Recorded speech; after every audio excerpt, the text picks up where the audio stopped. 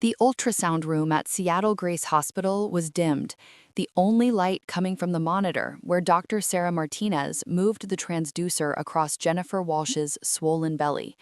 Jennifer was 39 weeks pregnant, 9 months exactly, and this was supposed to be a routine appointment before her scheduled induction next week. Everything looks good, Dr. Martinez had said at the start. Baby's measuring right on track. Let's just check the heartbeat and you'll be on your way. But that was 5 minutes ago, and now Dr. Martinez wasn't saying anything at all. Jennifer watched the doctor's face, saw her expression shift from routine focus to confusion, then to something that looked like concern. Dr. Martinez moved the transducer to different positions, pressed harder, angled it differently. The silence in the room grew heavier with each passing second. Is something wrong? Jennifer asked, her voice tight. Her husband Michael grabbed her hand. I'm just having trouble getting a clear read, Dr. Martinez said, but her tone was too careful, too professional. Let me get a colleague. She left the room quickly, and Jennifer and Michael sat in the dim light, the ultrasound gel growing cold on Jennifer's stomach, fear creeping in like a fog. I'm sure it's fine, Michael said, but he was squeezing Jennifer's hand so hard it hurt. The machine is probably just acting up. Remember last month when they couldn't find the heartbeat for a minute and then there it was? Jennifer nodded, but she couldn't shake the feeling that something was very, very wrong. She'd been having contractions on and off all day. Braxton Hicks, she'd thought. But what if they weren't practice contractions? What if something was happening to the baby? She placed her free hand on her belly. Come on, sweetie, move for mama. Let me know you're okay. Usually, her daughter, they'd named her Lily, was incredibly active. Jennifer would joke that she was training for gymnastics in there. But now that she thought about it, she couldn't remember the last time she'd felt movement. This morning? Last night? The door opened, and Dr. Martinez returned with Dr. James Chen, the head of the obstetrics department. He was older, calmer, with the kind of face that had delivered both good and bad news 1,000 times. Jennifer, Michael, I'm Dr. Chen. Dr. Martinez asked me to take a look. Is that okay? Jennifer nodded, unable to speak past the lump in her throat. Dr. Chen took the transducer and began his own examination. He was methodical, checking every angle, adjusting the machine settings, his face a mask of professional concentration. Minutes passed. Jennifer counted her own heartbeats, too fast, too loud in her ears. Finally, Dr. Chen set down the transducer and turned on the lights. The sudden brightness made Jennifer blink, but she could see his face clearly now, and what she saw made her stomach drop. I'm very sorry, he said, his voice gentle but clear. We can't detect a fetal heartbeat. I've checked multiple times in multiple positions. The baby appears to have no heartbeat. The words hung in the air like broken glass. Jennifer heard them, understood them intellectually, but her brain refused to process what they meant. No, she said. No, that's not possible. I was just talking to her this morning. She's fine. She has to be fine. Sometimes this happens. We call it intrauterine fetal demise. The baby stops living in utero and we don't always know why. It could be a cord accident, placental abruption, an undetected condition. Stop, Jennifer said, her voice breaking. Stop saying the baby. Her name is Lily, and she's not dead. She can't be dead. I would know. I'm her mother. I would know. Michael was crying silently, his face in his hands. Dr. Martinez had tears in her eyes. Dr. Chen maintained his professional composure, but Jennifer could see sympathy in his expression. I know this is devastating news, and I'm truly sorry. We're going to need to induce labor soon, within the next 24 hours. Carrying a baby after fetal demise can cause complications for you. I know that's not what you want to hear right now, but it's the safest course of action. No, Jennifer sat up, pulling away from the ultrasound equipment. No, I'm not inducing labor. I'm not giving birth to a dead baby. There's a mistake. Your machine is broken. Something is wrong with your equipment, not with my daughter. Jennifer, Michael started, but she cut him off. Don't you dare tell me to calm down or be reasonable. This is our baby, our Lily, and I'm not giving up on her because some machine says she has no heartbeat. Dr. Chen exchanged a glance with Dr. Martinez. I understand this is traumatic. We can give you some time to process, but I need to schedule you for admission tomorrow morning. The longer we wait, the greater the risk to your health. I need a second opinion, Jennifer said. I need another ultrasound, a different hospital, something. We can certainly arrange for another ultrasound, but Jennifer, I've been doing this for 27 years. I've checked thoroughly. I'm confident in my findings. Then check again, Jennifer was shouting now, tears streaming down her face. Check again because you're wrong. You have to be wrong. Dr. Martinez approached and gently helped Jennifer lie back down. Let me try one more time, with a different machine, okay? Jennifer nodded, desperate, clinging to any hope. They wheeled in a different ultrasound machine, newer, more advanced. Dr. Martinez repeated the examination. Then Dr. Chen did it again. Then they brought in a third doctor, Dr. Patel from maternal fetal medicine.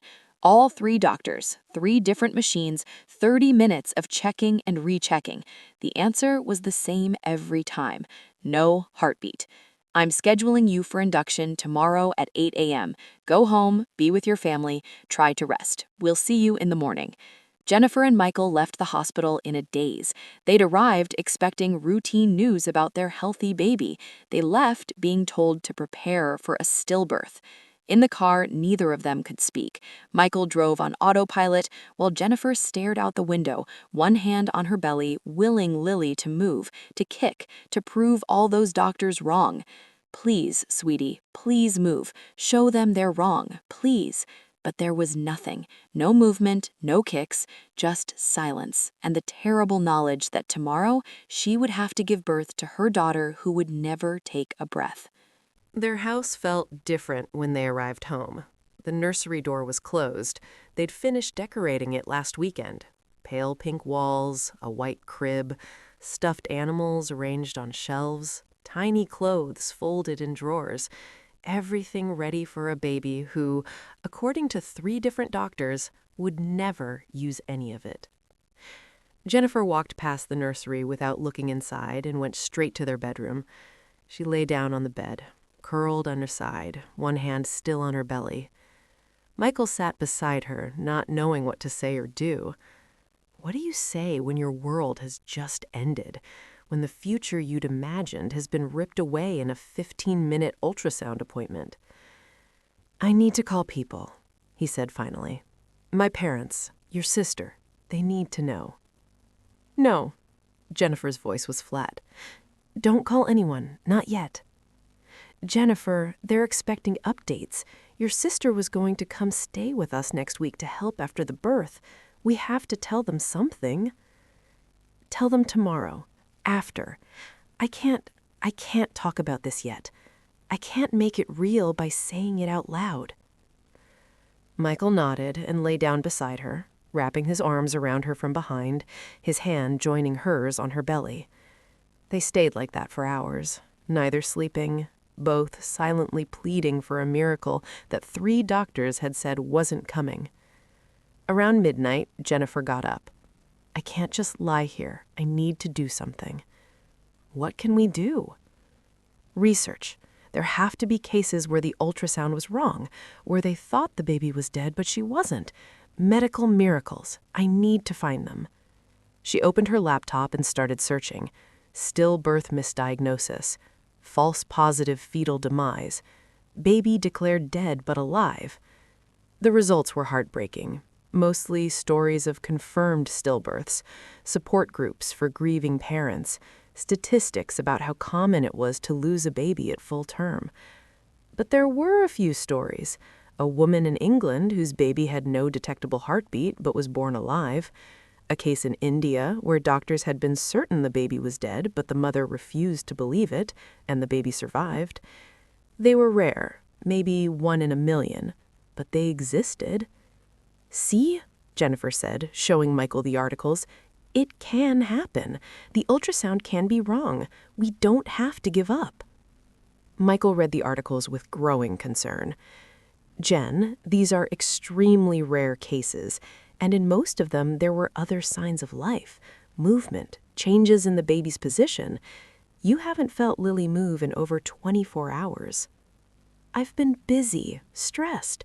Maybe I just didn't notice. Or maybe the doctors are right. Michael's voice was gentle but firm. Baby, I know you don't want to believe it. I don't want to believe it either. But 3 doctors, 3 machines, they all said the same thing. We have to face the possibility that Lily is gone. She's not gone. Jennifer slammed the laptop shut. I'm her mother. Don't you think I would know if my baby was dead? Don't you think I would feel it? I don't know what you'd feel. I don't know how any of this works. But I know that denying it isn't going to change reality, and I know that we need to be together in this. We're losing our daughter, Jen, both of us, and I need you to grieve with me, not spend the night trying to prove the doctors wrong. Jennifer looked at her husband and saw the pain in his eyes, the grief he was trying to process while she refused to accept it. She softened slightly. I'm sorry. I know you're hurting too, but I can't give up on her. Not yet. Please don't ask me to. Michael pulled her into a hug. I'm not giving up on her. I'm just trying to prepare for what we're facing tomorrow, for what we have to do. They held each other and cried.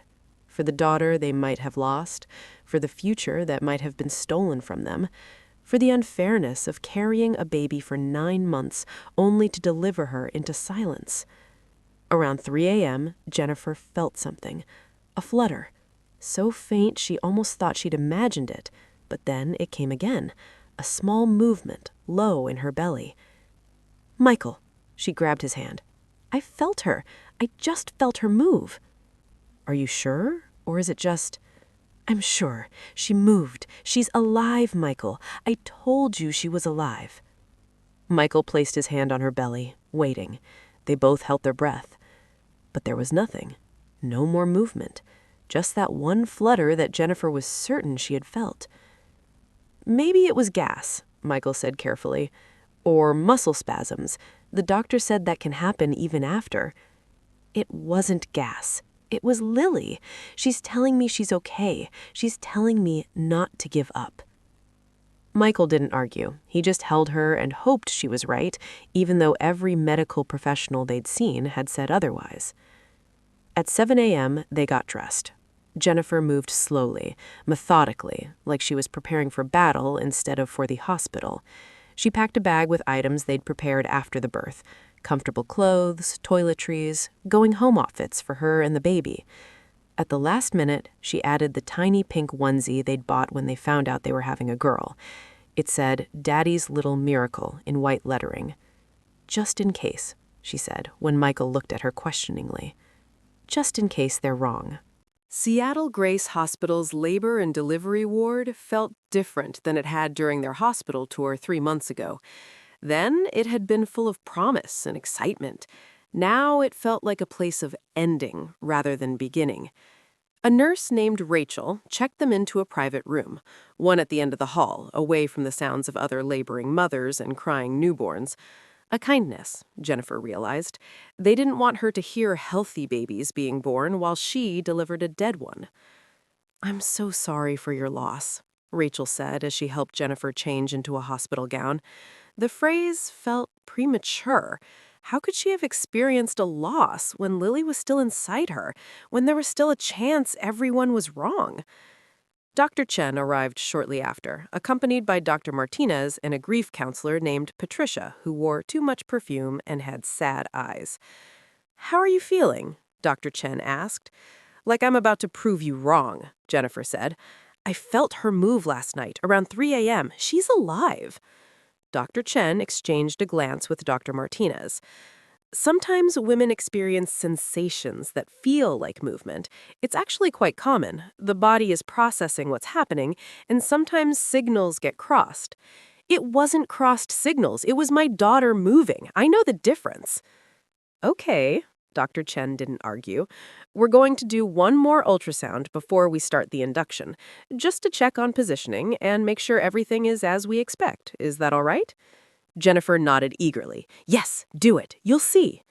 They wheeled in the ultrasound machine. Dr. Martinez performed the scan while Jennifer watched the monitor intently, searching for any sign of movement, any flicker that would prove the heartbeat was there. Dr. Martinez moved the transducer across Jennifer's belly, checking from multiple angles. Her expression remained carefully neutral, professional. After what felt like an eternity, she shut off the machine. "I'm sorry, Jennifer. There's still no heartbeat. We need to proceed with the induction." "No." Jennifer sat up. "Check again. Use the other machine. Get someone else to check." "Jennifer, we've checked multiple times over the last 18 hours. 4 different doctors, multiple machines. The findings are consistent. Your baby has no heartbeat. Then the machines are all broken, or you're all wrong. I'm telling you, she moved last night. She's alive." Patricia, the grief counselor, stepped forward. "Jennifer, I know this is incredibly difficult.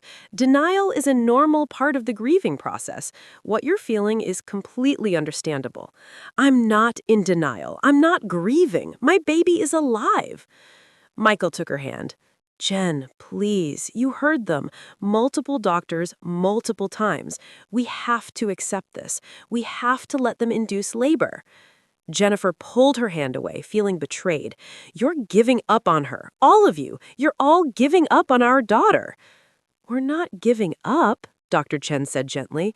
"We're facing medical reality. And Jennifer, I need you to understand something. The longer we wait, the more dangerous this becomes for you.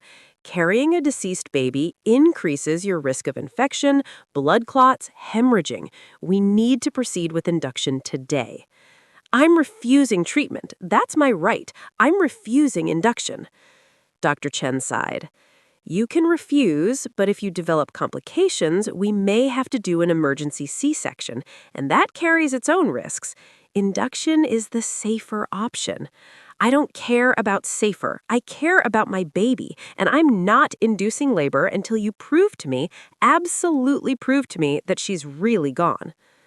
The doctors conferred quietly. Finally, Dr. Martinez said, "What if we do a fetal echocardiogram? It's a specialized ultrasound that focuses specifically on the heart. It's more sensitive than a regular ultrasound. If there's any cardiac activity at all, it will detect it." Jennifer latched onto this like a lifeline. "Yes, do that. If that test shows no heartbeat, I'll agree to the induction. But if it shows anything, any sign of life at all, you let her stay where she is." Dr. Chen hesitated. "Jennifer, a fetal echo isn't typically done in cases of confirmed fetal demise. It's usually reserved for diagnosing heart defects in viable pregnancies. But it's more sensitive than a regular ultrasound." "Yes, but..." "Then do it, please. I'm begging you. Give me this one thing. Let me have absolute proof before I give birth to my daughter." Michael spoke up. "If it will give her peace of mind, can you do it, please?" Dr. Chen looked at his team, then nodded. "All right. I'll call Dr. Reeves from Pediatric Cardiology. If he's available, we can do the echo this morning. But Jennifer, you need to understand. This test is almost certainly going to confirm what we've already told you. I don't want you to get your hopes up." "My hopes are all I have left. So yes, I understand, but I need to see it for myself. I need to know we tried everything." Dr. Reeves arrived an hour later. He was young, maybe early 30s, with kind eyes and a calm demeanor. He introduced himself and explained the procedure. "A fetal echocardiogram uses high-frequency sound waves to create detailed images of the baby's heart. It can detect even very faint cardiac activity. The test takes about 45 minutes to an hour. I'll be checking all 4 chambers of the heart, all 4 valves, and blood flow patterns. If there's any cardiac function at all, we'll see it." "Thank you," Jennifer said, tears in her eyes. "Thank you for doing this." Dr. Reeves began the echo. The room was silent except for the soft sounds of the ultrasound machine. Jennifer watched the monitor, searching for any sign of movement, any flicker that would prove the heartbeat was there. Dr. Martinez moved the transducer across Jennifer's belly, checking from multiple angles. Her expression remained carefully neutral, professional. After what felt like an eternity, she shut off the machine. "I'm sorry, Jennifer. There's still no heartbeat. We need to proceed with the induction." "No," Jennifer sat up. "Check again. Use the other machine. Get someone else to check." Jennifer, we've checked multiple times over the last 18 hours. 4 different doctors, multiple machines. The findings are consistent. Your baby has no heartbeat. Then the machines are all broken, or you're all wrong. I'm telling you, she moved last night. She's alive. Patricia, the grief counselor, stepped forward. Jennifer, I know this is incredibly difficult. Denial is a normal part of the grieving process. What you're feeling is completely understandable. I'm not in denial. I'm not grieving. My baby is alive. Michael took her hand. Jen, please, you heard them. Multiple doctors, multiple times. We have to accept this. We have to let them induce labor. Jennifer pulled her hand away, feeling betrayed. You're giving up on her. All of you. You're all giving up on our daughter. We're not giving up, Dr. Chen said gently. We're facing medical reality. And Jennifer, I need you to understand something. The longer we wait, the more dangerous this becomes for you. Carrying a deceased baby increases your risk of infection, blood clots, hemorrhaging. We need to proceed with induction today. I'm refusing treatment. That's my right. I'm refusing induction. Dr. Chen sighed. You can refuse, but if you develop complications, we may have to do an emergency C-section, and that carries its own risks. Induction is the safer option. I don't care about safer. I care about my baby, and I'm not inducing labor until you prove to me, absolutely prove to me, that she's really gone. The doctors conferred quietly. Finally, Dr. Martinez said, what if we do a fetal echocardiogram? It's a specialized ultrasound that focuses specifically on the heart. It can detect even very faint cardiac activity. The test takes about 45 minutes to an hour. I'll be checking all 4 chambers of the heart, all 4 valves, and blood flow patterns. If there's any cardiac function at all, we'll see it. Thank you, Jennifer said, tears in her eyes. Thank you for doing this. Dr. Reeves began the echo. The room was silent except for the soft sounds of the ultrasound machine. Jennifer watched the monitor, searching for any sign of movement, any flicker that would prove the heartbeat was there. Dr. Martinez moved the transducer across Jennifer's belly, checking from multiple angles. Her expression remained carefully neutral, professional. After what felt like an eternity, she shut off the machine. I'm sorry, Jennifer. There's still no heartbeat. We need to proceed with the induction. No, Jennifer sat up. Check again. Use the other machine. Get someone else to check. Jennifer, we've checked multiple times over the last 18 hours. 4 different doctors, multiple machines. The findings are consistent. Your baby has no heartbeat. Then the machines are all broken, or you're all wrong. I'm telling you, she moved last night. She's alive. Patricia, the grief counselor, stepped forward. Jennifer, I know this is incredibly difficult. Denial is a normal part of the grieving process. What you're feeling is completely understandable.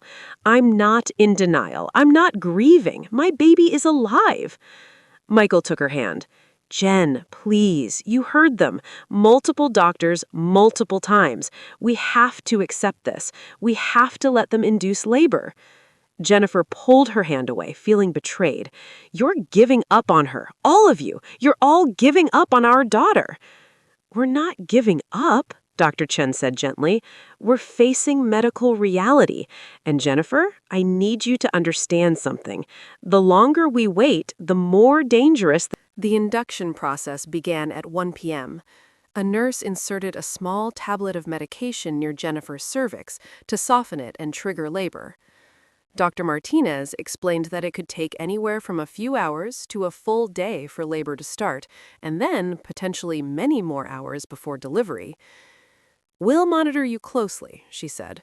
If labor doesn't progress on its own, we may need to use Pitocin to strengthen contractions, and if at any point you or the baby, if there are any complications, we'll proceed with a C-section.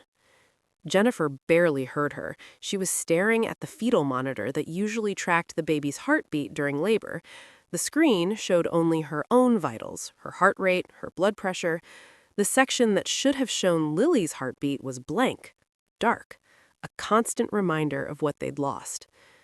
Michael sat beside her bed, holding her hand, both of them crying silently.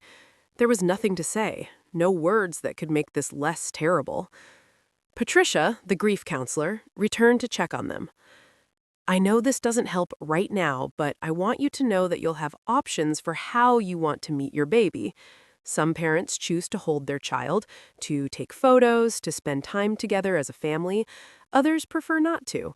There's no right or wrong choice. Whatever feels right for you is what we'll support.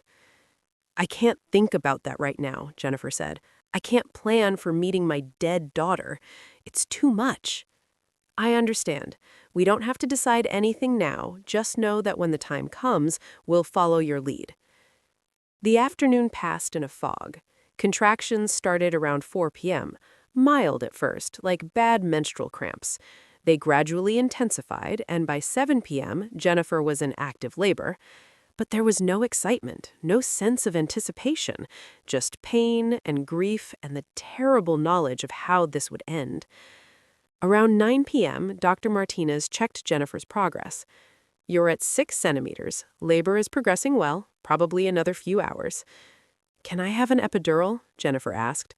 She'd planned to try for a natural birth, but that was when she thought she'd be welcoming a living baby. Now she just wanted to numb everything, the physical pain, and if possible, the emotional pain too. Of course, I'll call anesthesiology. The epidural helped with the contractions, but did nothing for the grief. Jennifer lay in the hospital bed, tears streaming down her face, while Michael sat beside her feeling helpless and heartbroken. At 11:30 p.m., Dr. Martinez came in for another check. You're at 9 centimeters, almost there. It won't be long now. Jennifer's whole body tensed. I'm not ready. I don't want to do this. I don't want to give birth to her knowing she's... I know, Dr. Martinez said, her own eyes wet with tears. I'm so sorry you have to go through this, but your body is doing what it needs to do. We're right here with you. At 11:47 p.m., Jennifer felt the overwhelming urge to push. Dr. Martinez confirmed she was fully dilated. It was time. On the next contraction, I need you to push, Dr. Martinez said, just like you would for any delivery. Your body knows what to do. Jennifer pushed and pushed and pushed. Michael held her hand and counted and encouraged her, even though they both knew they were working toward heartbreak instead of joy. I can see the head, Dr. Martinez said. One more big push, Jennifer. You can do this. Jennifer pushed with everything she had, and then she felt the familiar sensation of the baby sliding out. But there was no cry, no sound at all, just terrible, awful silence. She waited to feel the emptiness, the finality, waited for Dr. Martinez to deliver the news she'd been preparing for all day. But instead, she felt something else, something impossible, a kick, a strong, unmistakable kick against her ribs. Jennifer's eyes flew open. She moved. She just kicked me. Did you feel that? Dr. Martinez looked up from where she was working between Jennifer's legs, her expression stunned. Jennifer, I need you to stay very still. Don't move. Don't push. What? Why? What's happening? Her voice was shaking. I have the head, but the head is moving. The baby... She looked at Dr. Chen, who had just entered the room. The baby is moving. There's cardiac activity. Dr. Chen, the baby is alive. Chaos erupted in the delivery room. Dr. Chen rushed to assist Dr. Martinez. Nurses flooded in with equipment. Someone called for the NICU team to be on standby. The room transformed from a place of grief to a place of frantic medical intervention. Jennifer, on the next contraction, push as hard as you can, Dr. Chen commanded. We need to get this baby out now. She's in distress. Jennifer pushed, her mind reeling. Alive. They'd said she was dead. Multiple doctors, multiple tests. All wrong. Lily was alive. Come on, baby, Dr. Martinez urged. One more push. Help her out, Mama. With a final push, Lily slid into Dr. Martinez's waiting hands. For a moment, there was silence. Jennifer held her breath, terrified that she'd imagined it all, that the doctors had been trying to spare her feelings. Then a cry, weak but unmistakable. Lily was crying. She's alive. Dr. Martinez said, her voice full of wonder and disbelief. "The baby is alive." They placed Lily on Jennifer's chest for just a moment, long enough for Jennifer to see her daughter's face, to hear her cry, to know this was real, before whisking her away to a warming station where the NICU team descended with monitors and tubes and medical equipment. "What's happening?" Jennifer asked, trying to sit up despite the epidural. "Is she okay? Why isn't she crying anymore?" Dr. Chen was at the warming station with the NICU team. "She's breathing, but her oxygen saturation is low. We need to stabilize her. Dr. Williams, what are her vitals?" "Heart rate 110, oxygen sat 82%, temperature 96.5, a NICU doctor responded. "She's bradycardic and hypothermic, starting oxygen support." Jennifer watched in terror as they worked on her daughter. Lily was so tiny, so fragile looking, covered in tubes and wires, but she was alive.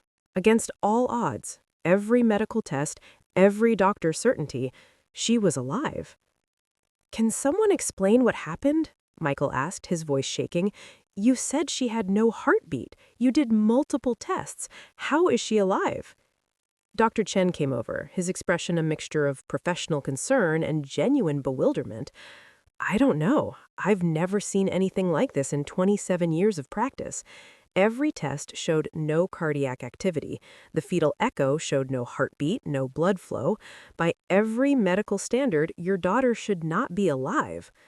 "But she is alive," Jennifer said. I told you all. I felt her move." "You did, and you were right." Dr. Chen shook his head. "I owe you an apology. We all do. We were so certain based on the medical evidence. But sometimes, very rarely, medicine doesn't have all the answers." Dr. Williams, the NICU doctor, approached. She was in her 40s, calm and competent.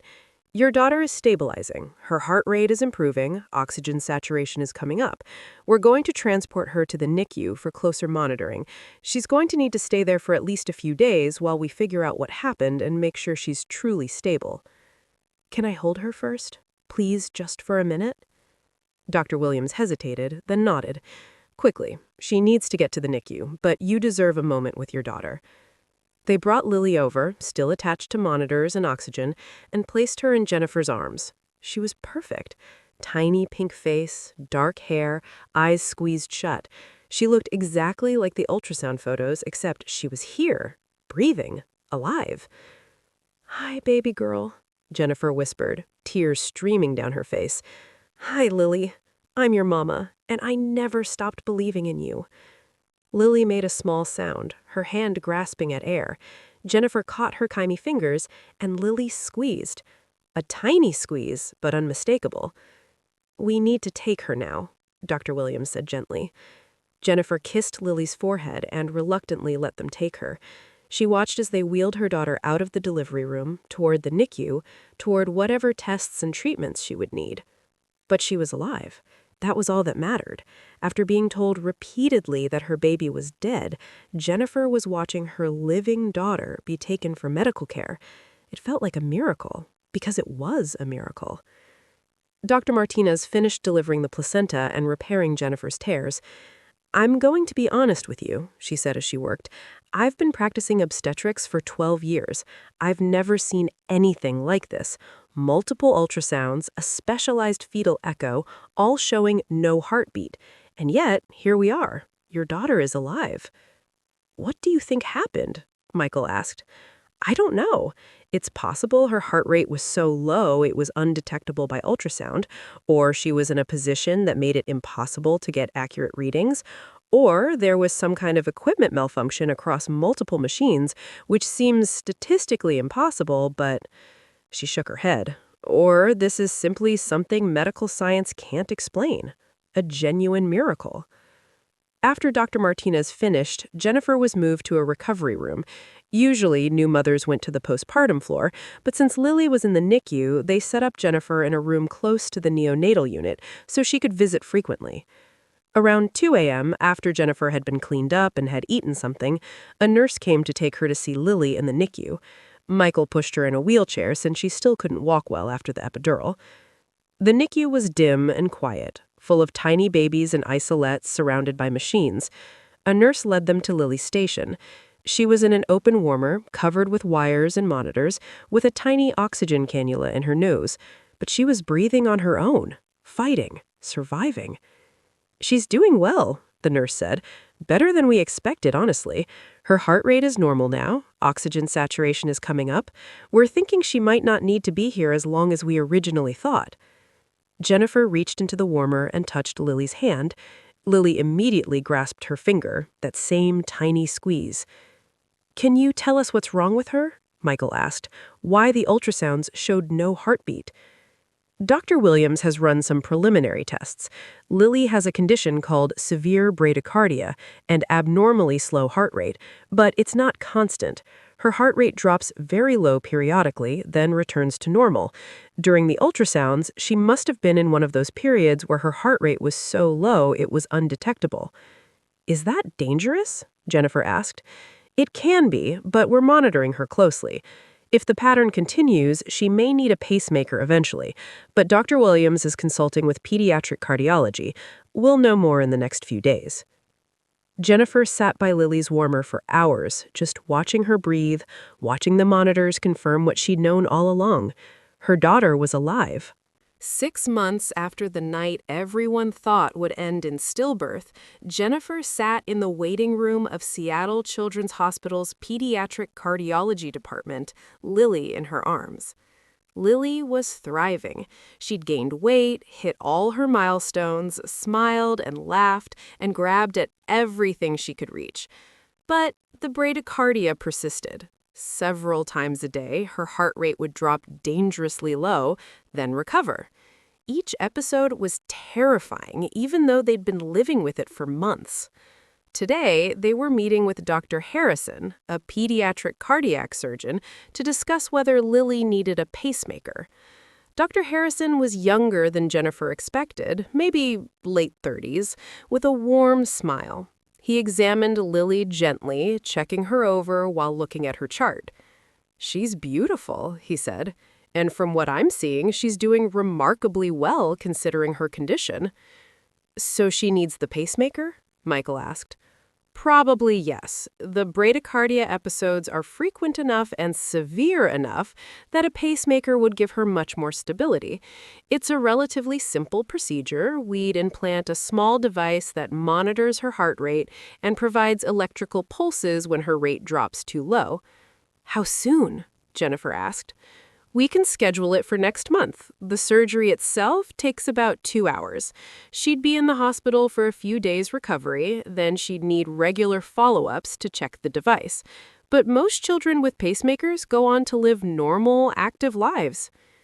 Normal, active, words Jennifer had worried she'd never hear about her daughter. "There's something else I wanted to discuss," Dr. Harrison said. "Your case has generated quite a bit of interest in the medical community. Multiple ultrasounds showing no heartbeat, yet the baby was alive. Dr. Chen from Seattle Grace reached out to me, asked if I'd be willing to review all the data." "Did you find an explanation?" Michael asked. "Partially. Lily has a very rare condition called intermittent complete heart block combined with profound bradycardia. Essentially, at times, the electrical signals in her heart slow down so much that they become virtually undetectable by standard ultrasound. During your ultrasounds, she was experiencing these episodes. Her heart was beating, but so slowly and weakly that it didn't register on any of the equipment." "So she was never really dead?" Jennifer asked. "No, but by all conventional medical measurements, she appeared to be. This is an exceptionally rare situation. I've only seen one other case in my career, and that was 15 years ago." He smiled at Lily. "Your daughter is quite special. The fact that she survived those prolonged bradycardia episodes in utero is remarkable." What would have happened if Jennifer had agreed to the induction when they first said there was no heartbeat? Michael asked quietly. Dr. Harrison's expression grew serious. "Honestly, she probably wouldn't have survived. The stress of induced labor with her condition would have been too much. The fact that Jennifer refused induction, that she insisted on more tests, that labor didn't start naturally until Lily was ready, all of that gave Lily the time and conditions she needed to make it. Jennifer looked down at her daughter, who was grabbing at her necklace and gurgling happily.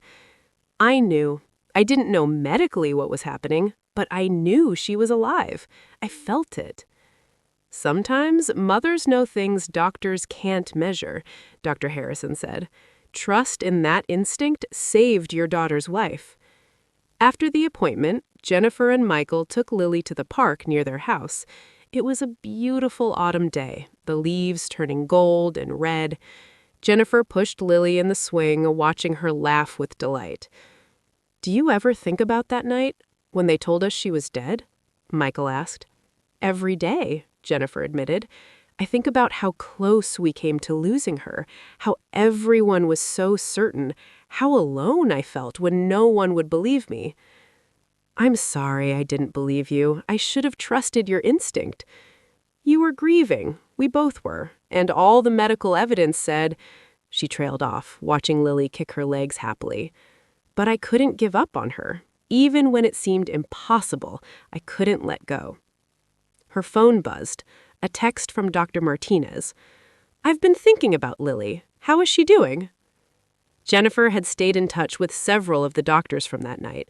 They'd all been profoundly affected by what happened, had all admitted they'd learned something about the limits of medical certainty. She texted back, "She's perfect. Pacemaker surgery scheduled for next month. Thank you for everything." Dr. Martinez responded, "You taught me an important lesson. Sometimes we need to listen to mothers as much as we listen to machines. Thank you for not giving up. Give Lily a kiss from me." As the sun set, Jennifer held Lily close, breathing in her baby smell, feeling the steady rhythm of her heartbeat. Slow, but there. Always there. She thought about the moment in the delivery room when she'd felt that kick, when everyone had said her daughter was dead and Lily kicked to prove them wrong, that tiny, defiant kick that changed everything. "You're a fighter, baby girl," Jennifer whispered. "From the very beginning, you've been fighting, and you won. You're here. You're alive. You're my miracle." Lily grabbed Jennifer's face with both chubby hands and laughed, and Jennifer knew that no matter what challenges came with the pacemaker, with the ongoing monitoring, with raising a child with a heart condition, they would face it together. Because Lily had fought to be here, and Jennifer would fight for her every single day for the rest of her life.